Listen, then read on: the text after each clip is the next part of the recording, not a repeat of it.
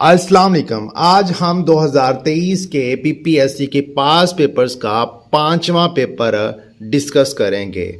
तो video start करने से पहले अहम अनाउंसमेंट, हम इस प्लेटफार्म से 2019 से लेकर 2025 तक के तमाम पास पेपर्स को डिस्कस करेंगे और इंशाल्लाह एक एक एमसीक्यूज को डिटेल डिस्कस करेंगे। अगर आप बेहतर प्रिपरेशन चाहते हो तो चैनल्स को सब्सक्राइब ज़रूर करें, क्योंकि अगर आपने पीपीएससी के पेपर को क्रैक करना है तो उसके लिए आपको पास पेपर्स पढ़ना पड़ेंगे, क्योंकि 50 से 60% पेपर जो है ना वो पास पेपर से रिपीट होता है। तो फर्स्ट एमसीक्यूज की तरफ हम चलते हैं जो कि जीके का है। An international agreement concluded between state in written form and governed by international law, whether embodied in a single instrument or in two or more related instruments, and whether its a particular designation is तो इसका सही answer होगा option B, Vienna convention on the law of treaties.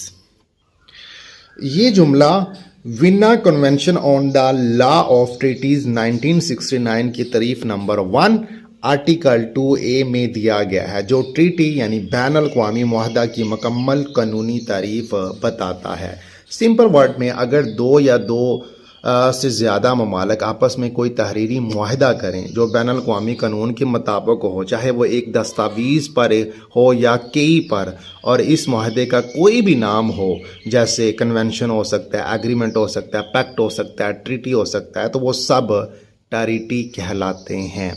Next MCQs की बात करते हैं हम। Name the first Muslim hijab women elected as a member of Israel parliament in March 2020 election.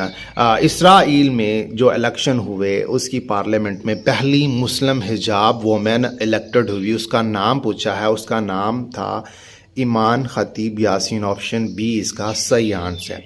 The largest cluster of population is in, तो सबसे ज़्यादा आबादी south Asia की है, तकरीबन 2 अरब।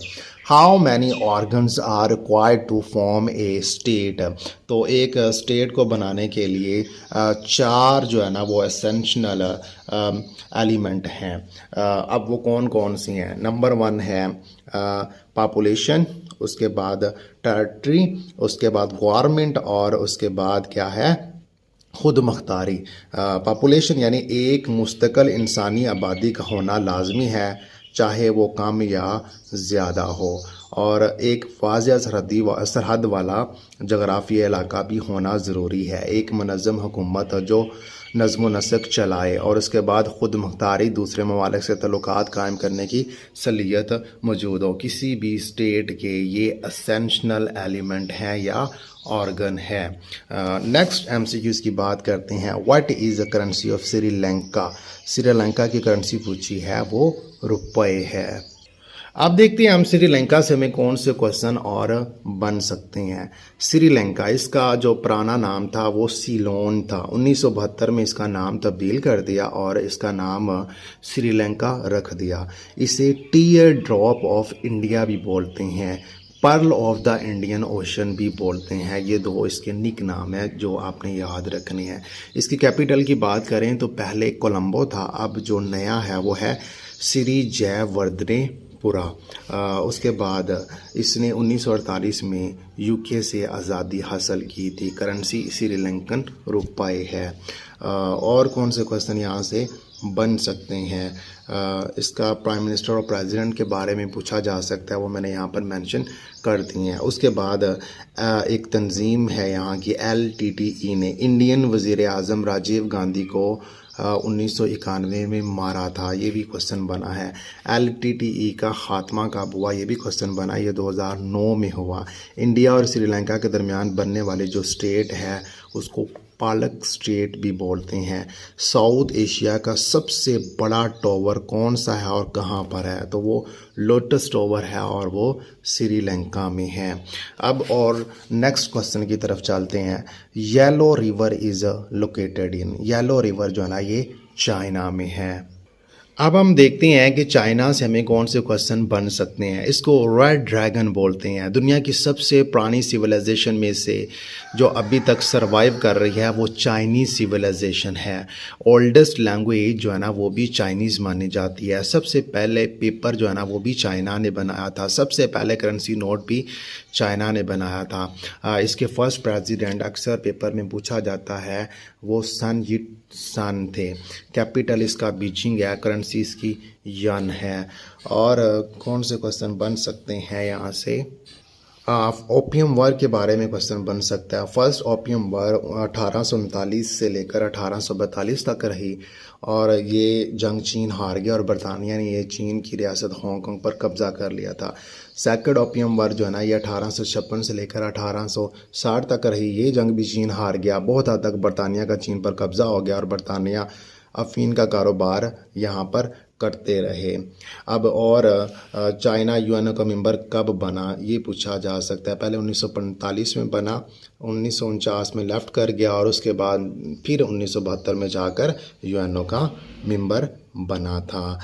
अब इसके प्राइम मिनिस्टर की बात करें तो वो यहाँ पर ली गिंग है और उसके बाद यहाँ के प्रेसिडेंट की बात करें तो वो जी जिनपिंग हैं। उसकी पार्टी का नाम है चाइनीज़ कम्युनिस्ट पार्टी और ये पार्टी 1921 में बनी थी। नेक्स्ट एमसीक्यूज़ की हम बात करते हैं। Conflict over the border region claimed by two countries for area. तो यहाँ पर जो कन्फ्लिक्ट है जो वो ऑप्शन बी इसका सही आंसर है। नागोर्नो काराबाग ये कन्फ्लिक्ट है। नागोर्नो काराबाग ये एक ऐसा इलाका है जो कई दहाइयों से तनाज़े का शिकार रहा, ख़ास तौर पर आर्मेनिया और आज़रबाईजान के दरमियान। नागोर्नो काराबाग एक मुतनाज़ा इलाका है जो कानूनी तौर पर आज़रबाईजान का हिस्सा है लेकिन तवील अरसे तक आर्मेनाई नस्ल के लोगों के कब्ज़े में रहा है। 2020 में जंग हुई और 2023 में आज़रबाईजान ने मुकम्मल कंट्रोल हासिल कर लिया और इसके बाद ज़्यादातर आर्मेनाई बशिंदे इलाका छोड़कर यहाँ से चले गए। नेक्स्ट एमसीक्यूज़ की बात करते हैं। 8 है Soviet leader Mikhail Gorbachev policies of glasnost and perestroika resulted in. Option B इसका सही आंसर है। A new willingness to tolerate significant change in Soviet society. अब हम इसको सही से समझने की भी कोशिश करते हैं। सोवियत यूनियन के रहनुमा मिखाइल गोर्बाचोव की पॉलिसियाँ, एक ग्लासनोस्ट और दूसरा है पेरेस्ट्रोका के नतीजे में सोवियत माशरे में नुमायाँ तब्दीलियों को बर्दाश्त करने का एक नया जज्बा पैदा हुआ। अब ये जो पहली पॉलिसी है ये लफ्ज़ रूसी ज़बान में खुलापन या शफाफियत के लिए इस्तेमाल होता है। गोर्बाचोव ने इसे अपनाया ताकि हुकूमत पर तनकीद की इजाज़त दी जा सके, मीडिया को आज़ाद किया जा सके, आवाम को सच्चाई से आगाह किया जा सके। दूसरी पॉलिसी है पेरेस्ट्रोका। इसका मतलब है मुआशी व सियासी ढांचे की तंजीमें नू। इसका मकसद सोशलिस्ट मुआशियत में इस्लाहात लाना, निजी कारोबार की इजाज़त, सरकारी अदारों की कारकर्दगी बेहतर बनाना। अब इन पॉलिसियों के ज़रिए सोवियत यूनियन में लोगों को ज़्यादा आज़ादी मिली, हुकूमत पर तनकीद मुमकिन हुई, नई नज़रियात और तब्दीलियों को बर्दाश्त करने का रुझान भी बढ़ा था। नेक्स्ट एमसीक्यूज़ की बात करते हैं। CentOS stand for. सेंटो क्या है? ऑप्शन ए इसका सही आंसर है सेंट्रल ट्रीटी ऑर्गेनाइजेशन।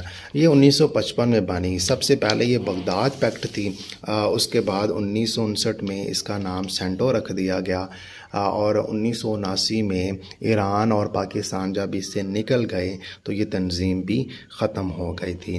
नेक्स्ट 10वां एमसीक्यूज़ है। Sports such as netball, hockey and football involves which type of skill. ये ओपन स्किल इसका सही आंसर है।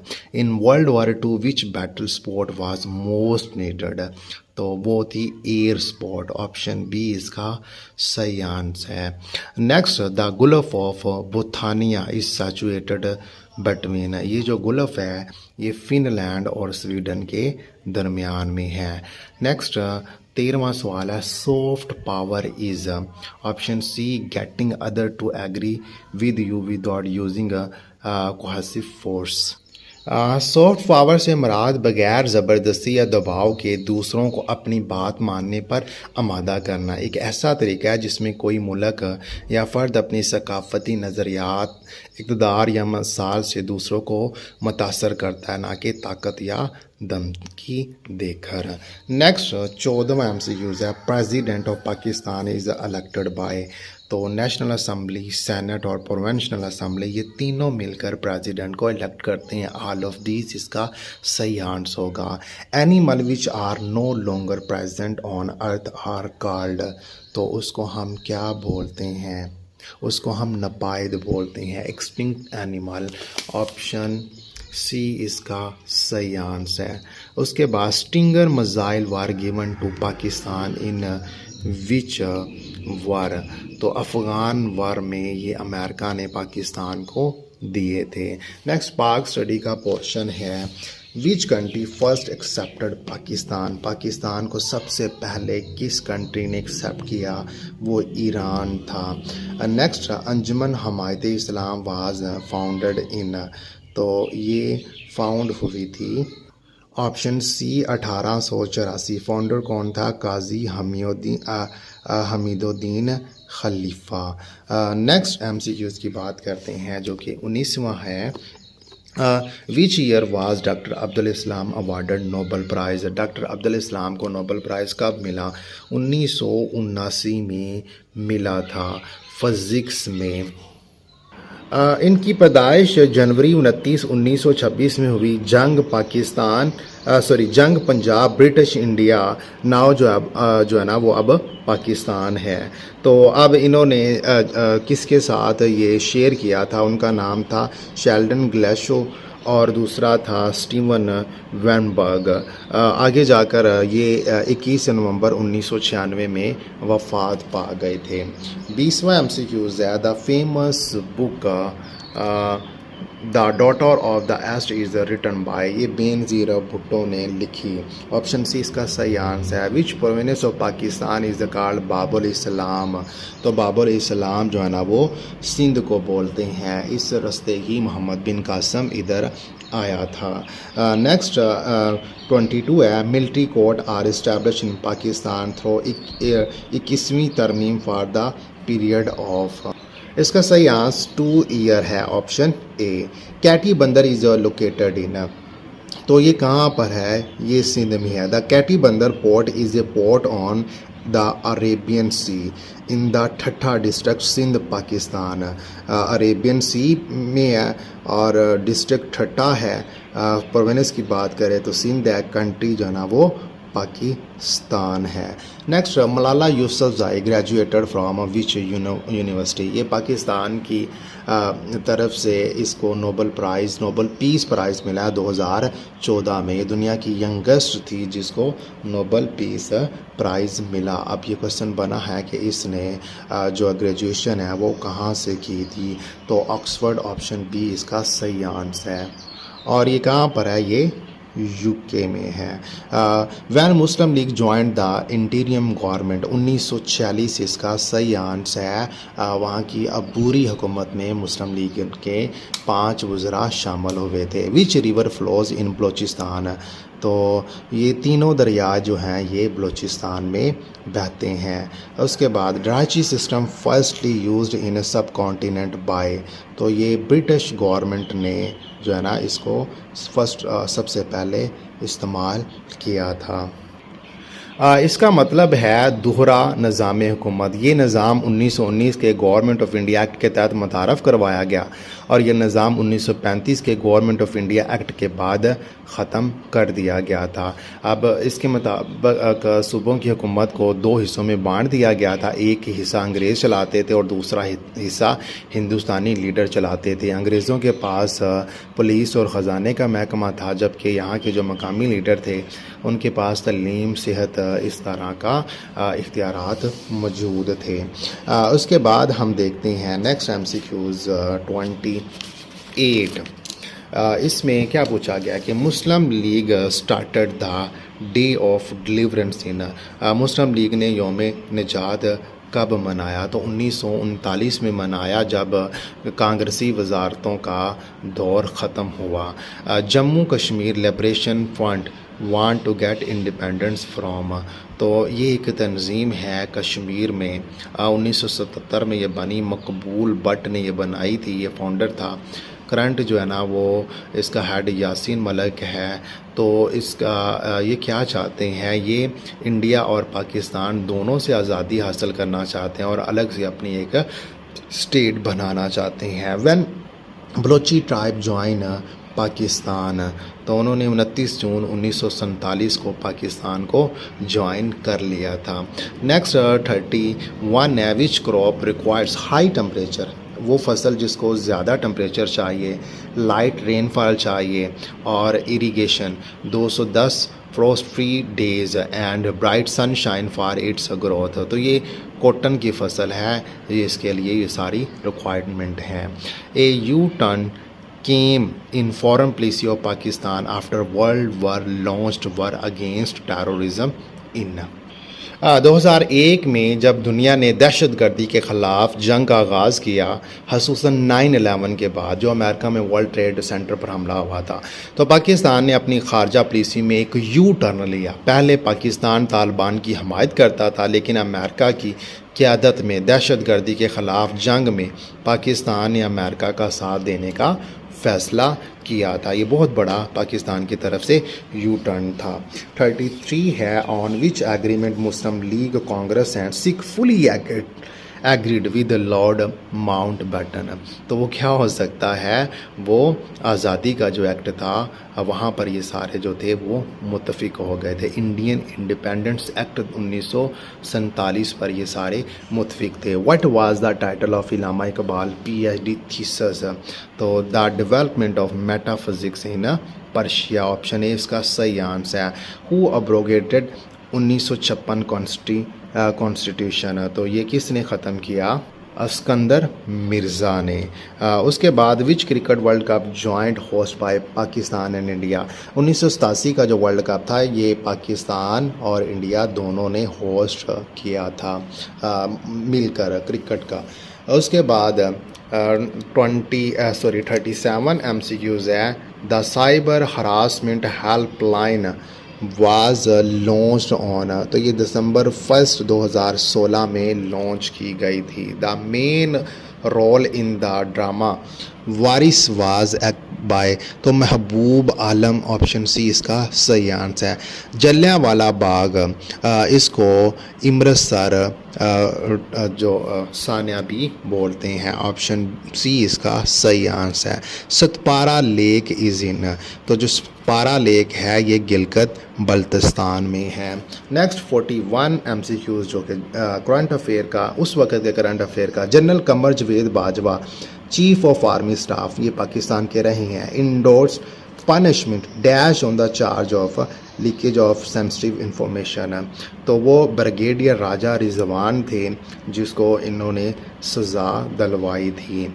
इस पर इल्ज़ाम था कि इसने CIA को हसास मालूमात दी है। इसके साथ स्पार्को का एक साइंसदान भी था, वसीम अकरम। तो बाद में ये बात साबित हुई और 2019 में इस पर्सन को सज़ाए मौत दे दी गई थी। ऑप्शन बी इसका सही आंसर है। तो करंट अफेयर का एक ही MCQs बना था इस पेपर में। नेक्स्ट जोग्राफिया पोर्शन है 42। Cyclone is basically large system of wind है। What are cyclones in Australia known as, उसे विली विल्स बोलते हैं। ऑप्शन सी इसका सही आंसर है। The blue lagoon is located in, तो ये कुदरती गर्म पानी का एक बड़ा तालाब है और ये किधर है, ये ऑप्शन बी इसका सही आंसर होगा, आइसलैंड। नेक्स्ट MCQs की बात करते हैं। Red Sea is connected to which gulf through Bab el Mandeb state, तो Gulf of Aden, Red Sea Gulf of Aden के साथ मिलता है बाबुल मंदब स्टेट के ज़रिए। तो स्टेट क्या होती है, पानी की तंग पट्टी होती है जो दो बड़े समुद्रों को आपस में मिलाती है। नेक्स्ट एवरीडे साइंस का पोर्शन है। Which of the following replace the vacuum tube. तो वैक्यूम ट्यूब की जगह ट्रांजिस्टर ने ले ली थी। Which women scientist research led to the foundation of fibre optics. Doctor Shirley Jackson सही आंसर है। Study of tissues is called, तो हिस्टोलॉजी कहलाता है। Which part of the camera is analogous to the retina in the human eye. तो option B film होता है। The nuclei model given in 1945 में। Normal blood pressure measured in millimetre of mercury, ज़्यादा से ज़्यादा 120 और कम से कम 80 मिलीमीटर ऑफ मर्करी। इसका सही आंसर है option B. The boiling point of water depend upon, ये एटमॉस्फेरिक प्रेशर पर डिपेंड करता है। The time taken for sunlight to reach the earth is, तो जो सूरज की रोशनी है उसको सूरज से ज़मीन तक पहुंचने में 8 मिनट 20 सेकंड लगते हैं। तो बाकी जो MCQs रह गए हैं बच्चों वो अगले पार्ट में हम डिस्कस करेंगे। अगर आप चाहते हो कि आपकी अच्छी प्रिपरेशन हो तो चैनल्स को सब्सक्राइब ज़रूर करें, लाइक करें, कमेंट करें कि आपको नेक्स्ट कौन सा पेपर सॉल्व्ड चाहिए। इंशाल्लाह ताला हम कोशिश करेंगे कि हम उस पेपर को सॉल्व करें। अभी के लिए अल्लाह हाफिज़, थैंक यू वेरी मच।